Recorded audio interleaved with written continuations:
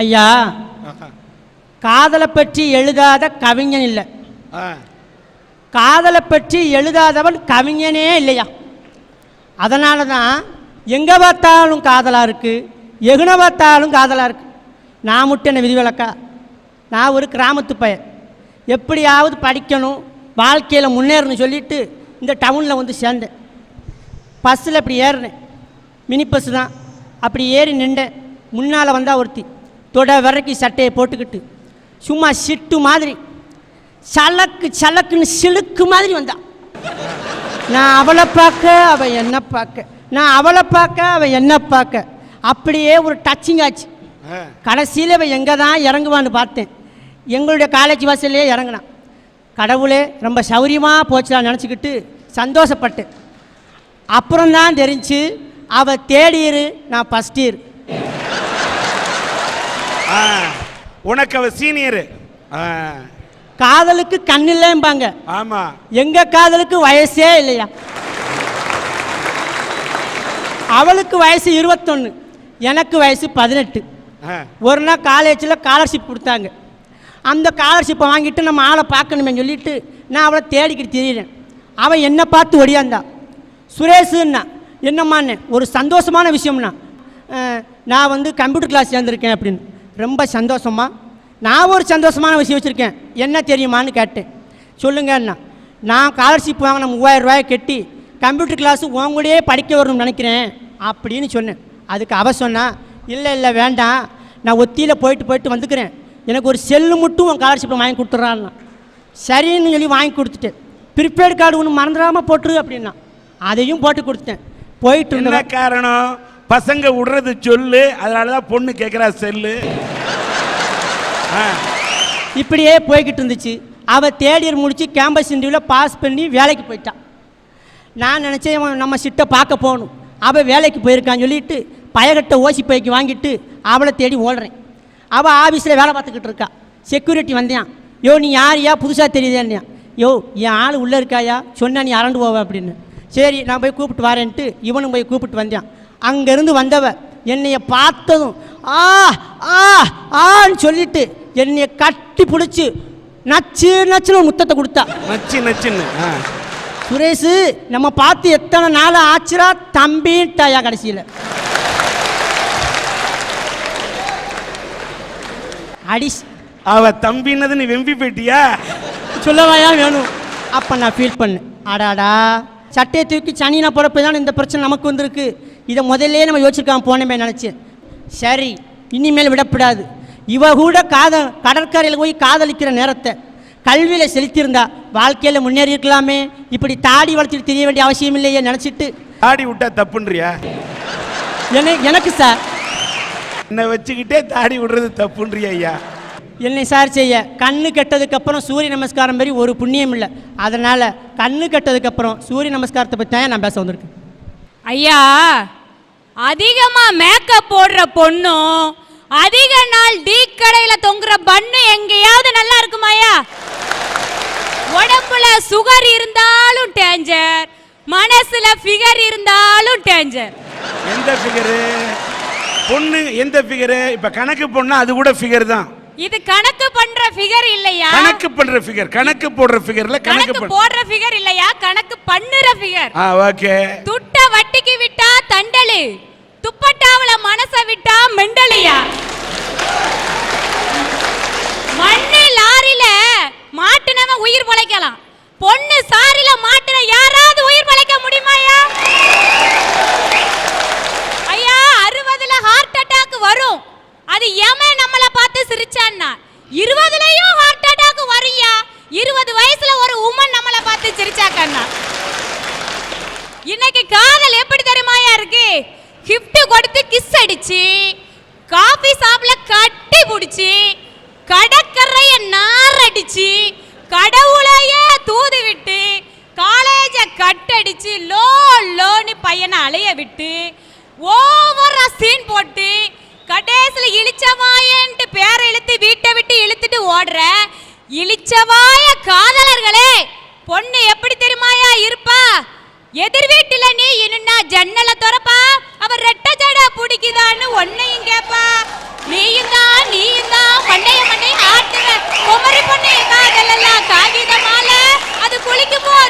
இழுத்து போடு சேலைய போல. இன்னைக்கு காதல் எப்படி தெரியுமாயா இருக்கு? ஒரே மணி நேரத்துக்குள்ள ஒரு காதலனை விட்டுட்டு அது கால கூட போற அளவுக்கு இருக்கியா ஐயா.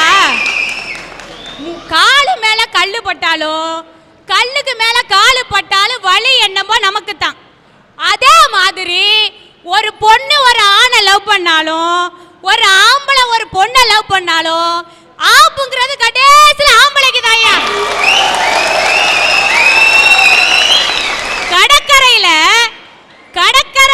காதலனோட வீடு கட்டி விளையாடுவா தெரியுமாயா?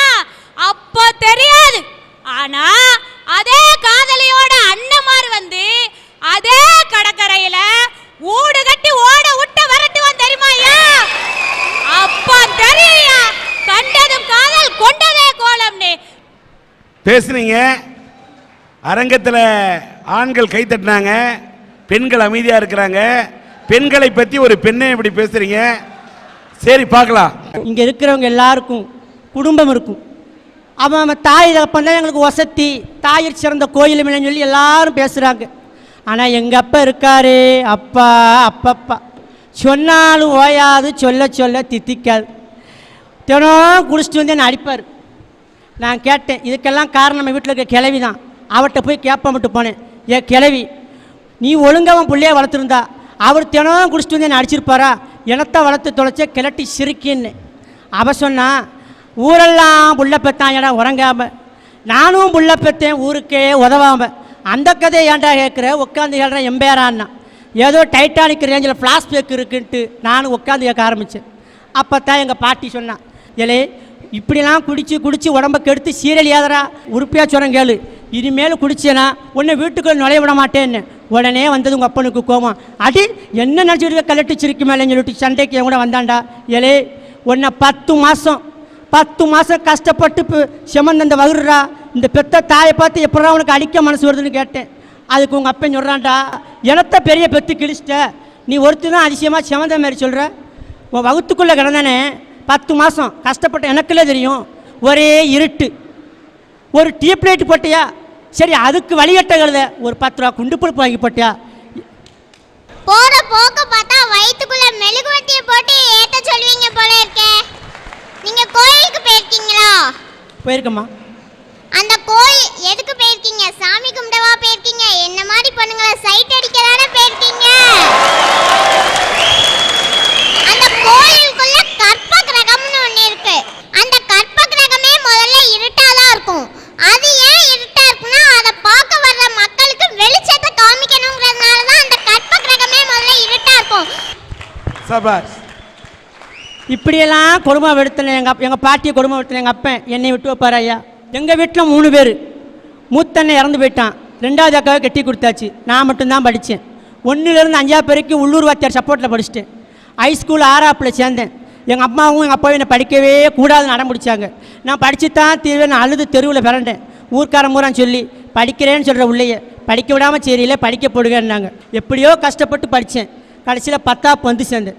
இனிமேல் இந்த தாப்பன்ட்டு இருந்து ஒரு காலம் முன்னேறிக்க முடியாது, நாட்டுக்கு சேவை செய்வோம் நந்தையா. நாட்டு நல பணித்திட்டத்தில் சேர்ந்தேன். ஊனமுற்றோர் மறுவாழ்வு மையத்துக்கு போனேன். அங்கே இருக்கக்கூடியவங்களுக்கு பூரா தன்னம்பிக்கை ஏற்படுத்தினேன். மகளிர் சுய உதவிக்குழுக்கு போனேன். அரசாங்கோட திட்டங்களை பற்றி எடுத்து சொன்னேன். ஒவ்வொரு கிராமத்துக்கும் போனேன். கிராமத்தில் இருக்கக்கூடிய மரங்களை நட்டுங்க, விவசாயத்தை பெருக்குங்கன்னு சொல்லி விழிப்புணர்வு பிரச்சாரம் பண்ணேன். அது மட்டும் இல்லாமல் எய்ட்ஸால் பாதிக்கப்பட்ட நபர்களை போய் பார்த்தேன். ஒரு கிராமத்துக்கு போய், எம்மா எய்ட்ஸ் இப்படி பரவுது, நீங்கள் எல்லாம் கட்டுப்பாடோடு இருக்கணும் அப்படின்னு சொல்லிட்டு எனக்கே பிடிச்ச பாணியில் கிராமத்து மக்களுக்கு எப்படி புரிய வைக்கணுங்கிற தன்மையை நான் யோசிச்சு பார்த்தேன். அப்போ நான் ஒரு பாட்டு படிப்பேன் எப்பயும் போல். ரத்தத்தின் வழியாக பரவிடும் கிருமிதான், சுத்தமில்லா ஊசி முனையில் உட்கார்ந்திடும் கிருமிதான். ரத்தத்தின் வழியாக பரவிடும் கிருமிதான், சுத்தமில்லா ஊசி முனையில் உட்கார்ந்திடும் கிருமிதான். உடலுறவு மூலமா உரசிடும் கிருமிதான், உடலுறவு மூலமா உரசிடும் கிருமிதான். தாய் கருவறையில் 30% இருக்கும் அந்த கிருமிதான். HIV வந்ததையும் பாருங்க, எய்ட்ஸ் விரட்டிட எல்லோரும் பாருங்க. HIV-க்கும் வெள்ளை அணுவுக்கும் சண்டைங்க, இதில் HIV தான் ஜெயிக்குதுவார் உண்மைங்க. ஜெயிச்சதால வந்தது எய்ட்ஸுங்க, எய்ட்ஸை விரட்டிடணும் எல்லோரும் வாருங்க. சொல்லி படிச்சையா. போன வாரம் என்னுடைய இந்த சேவையெல்லாம் பார்த்து போன மாதம் நம்முடைய தமிழக அரசாங்கம் சிறந்த சமுதாய தொண்டை விருது கொடுத்தாங்க எனக்கு. சிறந்த சமுதாய தொண்டர் விருது கொடுத்தாங்க. ஒன்று சொல்கிறேன் இளைஞர்களே, எனக்கு கிடைச்ச தாய் தப்பனுக்கு மத்தியில் நான் இவ்வளவு சாதிச்சிருக்கேனே. உங்கள் அப்பா அம்மாருங்களாம் நல்ல அப்பா அம்மாரத்தான் இருக்கிறாங்க, உங்களை படிக்க வச்சுருக்காங்க. நீங்கள் படிக்கிற வயசில் போதைக்கு அடிமையாயிடாதீங்க, பொண்ணுக்கு அடிமையாயிடாதீங்க, பேராசைக்கு அடிமையாயிடாதீங்க, சாதிக்க நினைங்க. எந்த தகப்பனாவது உங்கள் சாதிக்க வேண்டிய வயசில் தடங்களை வச்சானா அதெல்லாம் கவலைப்படாமல் தரணியில் தடம் பதிக்கிறது கடந்துடுங்க. இளைஞர்களே இளைஞர்களே, சாதிக்க வேண்டிய வயதில் சபலத்திற்கு அடிமையாகி விடாதீர். கண்கட்ட பிறகு சூரிய நமஸ்காரம் என்னையா, நீ நினைச்சால் அந்த சூரியன் உன் காலடியில் கிடப்பான், மறந்துடாதீங்க. வாழ்த்துக்கள் ஐயா. அது ராமாயணத்துல பாத்தீங்கன்னா ராவணன் வந்து சீதையை கடத்திட்டு போனார், அது ஒரு ஆம்பளை ஒரு பொம்பளைய கடத்திட்டு போனார். அதே மாதிரி சினிமாவில் பார்த்துக்கிட்டீங்கன்னா வில்ல வந்து கதாநாயகியை கடத்திட்டு போவாங்க. ஆனா எங்கேயாவது ஒரு பொண்ணு வந்து ஒரு ஆணை கடத்திட்டு போனதா பார்த்திருக்கீங்களா? சொல்லுங்க. உண்மை சம்பவம்யா இது.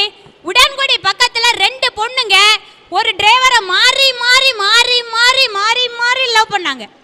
லவ் பண்ணி ஒருத்தி லவ் பண்ற மேட்டர் இன்னொருத்திக்கு தெரிஞ்சு போச்சு.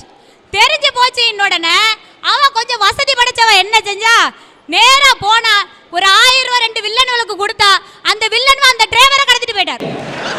அந்த டிரைவரை கடத்திட்டு போய் அந்த பொண்ணு கூட குடும்பம் நடத்த ஆரம்பிச்சிட்டான். இங்க பாத்தீங்கன்னா போலீஸ் ஸ்டேஷன்ல போய் பாத்தீங்கன்னா ஒரு பொண்ணு என் புருஷனை காங்கல, எனக்கு 3 குழந்தைங்க இருக்கையா, என் புருஷன் மினி பஸ் டிரைவர் அப்படிங்க.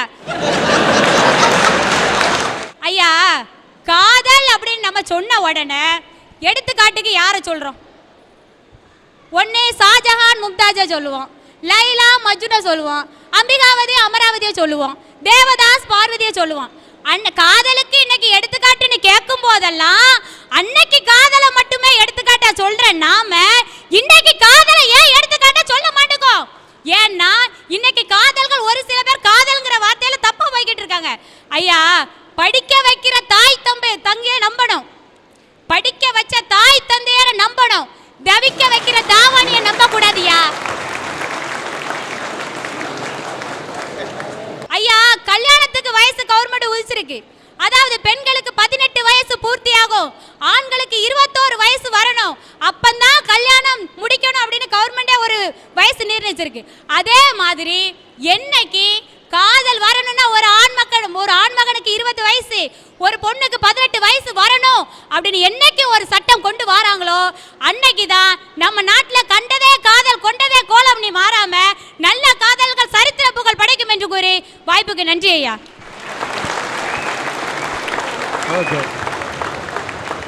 ரெண்டு பொண்டாட்டியால தகராறு. 2 பொண்டாட்டியாவும் 2 பொண்டாட்டியால தகராறு. எனக்கு 2 பொண்டாட்டி இல்லை, எங்க அப்பா பொண்டாட்டி ஒன்று ஏன் பொண்டாட்டி. எவ்வளவு விவரமா இருக்கு. வீட்டுக்குள்ள போறேன், எங்க அம்மா முடி என் வீட்டுக்காரி கையில இருக்கு, எங்க வீட்டுக்காரி முடி எங்க அம்மா கையில இருக்கு. நீங்க தப்பா எடுத்துக்கூட டோப்பாவன் ஒரிஜினல் முடி. இவ அங்க இழுக்கா, இவ இங்க இழுக்கா, அவ அங்க இவ இங்க. நடு வீட்டில் ஒருத்தன் சேரு ஓட்டு சிரிச்சுக்கிட்டு இருக்கான், வேற யாரும் இல்லை, என்னைய பெத்த அப்ப. உள்ளுக்கு போனவனே எப்பா 2 பேதில் சண்டை ஓடுதா, நடு வீட்டில் உட்காந்து நீ சிரிச்சுக்கிட்டு இருக்கேன்னு. உனக்கு போர் அடிச்சுன்னா இன்னொரு சேரை போட்டு உட்காரு, நீ என்னை பார்த்து சிரின்ட்டான். வேற ஒன்றும் இல்லையா. பொம்பளை அவ்வளோரும் பாருங்க, இந்த கேன் பேக்குன்னு ஒன்று தொங்க போட்டிருக்கா, எங்கே கண்டுபிடிச்சான்னு தெரியல. என்னமோ கேன் பேக்கில் 1 லட்ச ரூபா பணமாக வச்சுருக்க போகிற, 2 கடலை மிட்டாய், ஒரு 2 கேர்பின், இவ்வளோ காண ஸ்டிக்கர் போட்ட வச்சுக்கிட்டு சிடுக்கு சிடுக்கு சிடுக்கு சிடுக்குன்னு போய்கிட்டு இருக்கா. ஸ்டிக்கர் போட்ட நெத்தியில் வைப்பாங்க. எங்கள் வீட்டில் நாய்க்குட்டி மேலே பொட்டை ஒட்டியிருக்கா, எருவு மாட்டு மேலே பொட்டை ஒட்டியிருக்கா. என்னையா செய்ய சொல்லுதிய, பொட்டு வட்டமாக வைக்கணும்.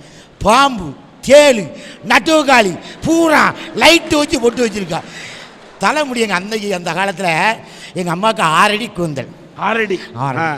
எங்கள் அப்பா என்ன செய்வாங்கன்னா, சிகைக்காய் இருக்குது பார்த்தீங்களா, சிகைக்காயை வச்சு எங்கள் அம்மா கூந்தல் அப்படியே தேய்ச்சி, எங்கள் அம்மா குளித்த உடனே எங்கள் அம்மா தலையை விரித்து தீயை கீழே வச்சுருவான், சாம்பிராணி புகையை வச்சு கூந்தலை காய வச்சு எங்கள் அம்மாவுக்கு பின்னி குஞ்சலத்தை மாட்டி ராக்குடி மாட்டி நெத்தி சுட்டி போட்டு. எனக்கு ஒரு ஆசை வந்துட்டு, ஏன் வீட்டுக்காரிக்கும் நமக்கும் கல்யாணம் முடிஞ்சு நம்ம வீட்டுக்காரிக்கும் அப்படி சிகைக்காய் போட்டு தேய்ச்சி குஞ்சலை மாட்டி நடக்க விடணும்னு ஒரு ஆசை. கல்யாணம் முடிஞ்ச 3ஆம் நாத்து என் வீட்டுக்காரி அப்படி பால்கனியில் உட்காந்துருக்கா. எப்போ அவங்க பால்கனியில் தான் உட்காந்துருப்பாள். அங்கே உட்கார்ந்துருக்க என் வீட்டுக்காரியை பார்த்து நான் கேட்டேன், செல்லக்குட்டி, எங்கள் அப்பா எங்கள் அம்மாவுக்கு தலையில் சிவக்கா தேய்ச்சி அப்படியே சாம்பிராணி காட்டி தலையை பின்னி விடுவார், உனக்கு நான் பின்னணும்னு ஆசைப்படுறேன் வான்னேன். அது எதுக்கு நான் அங்கே வரணும், இந்த புடின்னு டோப்பாக கழுத்தி தூக்கி கையில் தூக்கிட்டாங்க. வாழ்க்கையில் நொந்து நூலாகி போயிருக்கான் ஐயா. சமீப காலம் ஒரு 2 மாதத்துக்கு முன்னால் இந்த தூத்துக்குடி மாவட்டத்தில் பேய் பிறலையை கிளப்பி விட்டுட்டா எவனோ ஒருத்தன். கழுகுமலையில் கிளம்புன பேய் பிறலை திருச்செந்தூர் வரைக்கும் வந்துட்டு அவன் வீட்டில் ஒரு வேப்ப மரத்தை ஒடிச்சு குத்திக்கிட்டே இருக்கான். ஏன் வீட்டுக்கு திருச்செந்தூரில் ஒருத்தன் வந்தான், இவ்வளோ வேப்பங்குச்சியை கொண்டு வந்தான், சொருகணும் நான் எதுக்குன்னு. பேய் வருதுன்னே, பேய் வருதுன்னா. எப்படிடா வருதுன்னே, ஒரு அம்மா வருவாங்க, கூட ஒரு புள்ள வரும், தண்ணி கேட்கும். உங்கள் வீட்டம்மா தண்ணி கொண்டு வர போயல அம்மா இருக்க மாட்டாங்க, ரத்தம் கேட்கி செத்து போயிடுவான்னாங்க. நான் சொன்னேன், அம்மா வரட்டும், புள்ள வரட்டும், தண்ணி கேட்கட்டும், எங்கள் வீட்டு பேயை பார்த்து சாகுதா இல்லையான்னு பாருங்க. மனைவி என்பது மனைவி சொல் மந்திரம் இல்லையா, மனைவி வெறும் தந்திரவாதி, மந்திரவாதி, சுட்டு சுண்ணாம்பான சில ஆண்களின் மத்தியில் நானும் ஒருத்தையான்னு சொல்ல வந்திருக்கேன். காமெடியாக நகைச்சுவையாக பேசுனீங்க. இருந்தாலும் ஏதோ நகைச்சுவைக்காக தான் மனைவி இப்படி தாக்கியிருப்பீங்கன்னு நினைக்கிறேன். நிஜத்தில் அப்படி இருக்காதுன்னு நினைக்கிறேன். ஐயா உண்மையிலே நகைச்சுவைக்காக தாக்கினாலும் என் மனைவி எப்படின்னா சொல்லி தானே ஆகணும். நான் நகைச்சுவையாக நிறைய பேசுவேன், இது நகைச்சுவைக்காக தான். சில மனைவிகள் இருக்கிறாங்க, அதுக்கு எடுத்துக்காட்டி என் மனைவி. ராமேஸ்வரத்தில் ஒரு நிகழ்ச்சிக்கு போயிருந்தேன், ஒரு 1000 கூட்டம் இருக்கும். என் மனைவி இப்படி தான் பேசிக்கிட்டு இருந்தேன். என் மனைவி கூட்டத்தில் உட்காந்துருந்தா, என் மனைவி அப்படியே பார்த்துக்கிட்டே இருந்தேன். ஆனால் என் மனைவி சிரிச்சுக்கிட்டு இருந்தா. நேராக கீழே இறங்கினேன், உன்னை இப்படி வாங்குன்னு வாங்குதானே, உனக்கு சூடு சொரணையே இல்லையான்னே. என் மனைவி சொன்ன ஒரு வார்த்தை என்ன தெரியுமாஜா, நான் சொல்லி தானே ஆகணும், எத்தனை நீ ஏசுங்க, ஆனால் உங்களுக்கு விழுத ஒவ்வொரு கைத்தட்டும் எனக்கு கிடைச்சிருக்க சந்தோஷம்னு சொன்னாயா. என்ன